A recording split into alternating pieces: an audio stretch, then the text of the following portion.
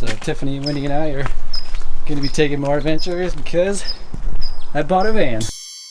Making money like a mint, laying in my ice like shrimp, mint condition that I'm in, coming with the freshness. So I finally bought the van that I've been looking at for like the last 4 to 5 years.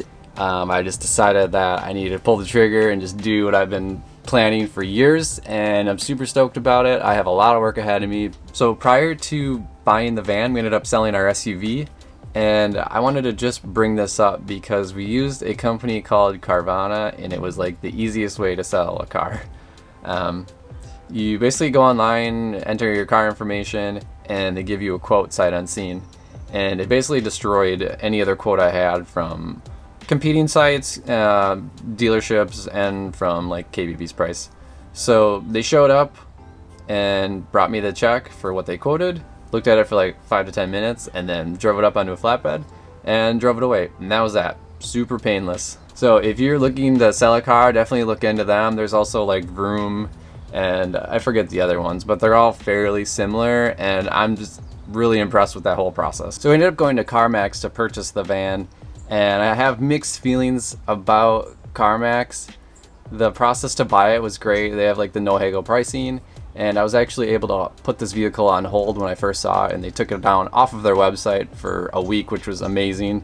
And then I made an appointment and got to see it and ended up buying it on the spot. Now, after I purchased the van, I've had some issues getting some things done. They're just so slow, and I think you're gonna have that with pretty much every place. I mean, when they want your money, they're very responsive, and then when they have your money, it's like, I mean, you're just a number. So overall, I would recommend CarMax for the buying process. It was definitely straightforward and easy, but still on the fence about customer service after the fact. So I ended up buying a 2019 Ram ProMaster, and I went with a 136-inch wheelbase. So there's 3 sizes that you can get: the 118, the 136, and the 159.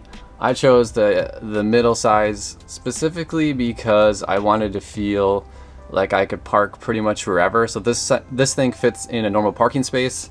The 159 is like 2 feet longer, and it just felt a little big for what we needed. We're definitely not living in here. This is just for traveling, camping, and going to the beach, obviously, a surf mobile. And we just didn't need that extra 2 feet. We thought about doing the 118 and maybe putting in like a pop top, but it just seemed like a lot of excessive work when this already had the high roof. So this is what we went with, and we're super stoked about it. So I've already started the process of building this out. Again, I will be converting this into a camper van, and I'm just gonna go through like the first few things that I did just to get this series kind of started. And I'm gonna call this step -1 because I haven't been able to do any of the fun stuff yet. I cleaned out the entire cargo area with degreaser. I used Simple Green and just really scrubbed all the dirt and everything out of here. And then I put down a primer coat of Port 15 and then a top coat. So I covered all the nicks and scratches just to kind of prevent rust in the future. There was also a crack in the middle of the van where the 2 pieces of sheet metal were welded together. It was just like a crack in the epoxy that they used. So I sealed that up just to like make myself feel better. And then I closed up the van and I did like a spray test of all of the cracks just to make sure that nothing was leaking.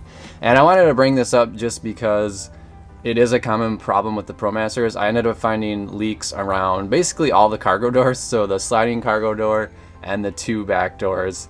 If you don't slam the doors completely shut, the seals don't fully seal. So I could see that there was light coming through, and when I took the hose and sprayed, it definitely just sprayed like a ton of water inside.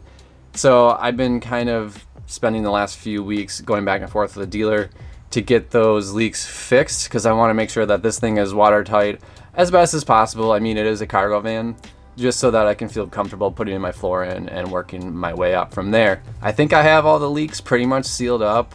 The doors close way better now, and I can't see any light coming through. So from here, I think we're set to jet. I will be posting videos throughout my van build process. Yes, there's tons of people already posting series on how to build out their van and whatever, but I felt like a lot of them are missing these really important details that I had trouble finding. So again, if it saves somebody else, you know, the time that I spent, great. If you're interested in following along, please subscribe below. If you have questions about this van or the build, just hit me up. Ooh.